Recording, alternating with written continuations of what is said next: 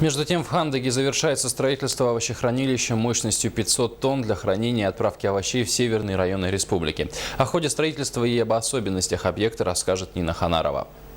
В Хандыге завершается строительство овощехранилища мощностью 500 тонн для хранения и отправки овощей в северные улусы республики. В Тампонском районе при строительстве арочного овощехранилища внедряются новые отечественные технологии. Используются экологически чистые материалы. Металл произведен в Челябинске, изоспан на Урале, базальт в Покровске. Общая площадь хранилища составляет 735,9 квадратных метра. Проектная стоимость 20,5 миллионов рублей. Подрядчик ООО «Енистрой» Егор Судяй. Работы проводятся по графику с соблюдением всех технологий. Все у нас получается по уровню, по размерам, по нивелирам.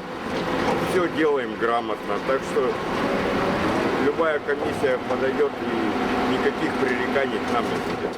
Заказчиком строительства является индивидуальный предприниматель Виктор Захаров, который собирает заявки и закуп овощей, картофеля, капусты, моркови, свеклы для бюджетных и иных потребителей и частных лиц. На сегодняшний день закуплено 102 тонны картофеля, 25 тонн капусты, 1,2 тонны моркови и полтонны свеклы. Вот с населения будем принимать картофель и вообще овощи. А так это запланировано как перевалочная. Сыпуска будет, например, привозить и дальше на север. Овощехранилище планируют запустить в середине октября текущего года. Нина Ханарова, Мария Винокурова, НВК «Саха», Хандыга.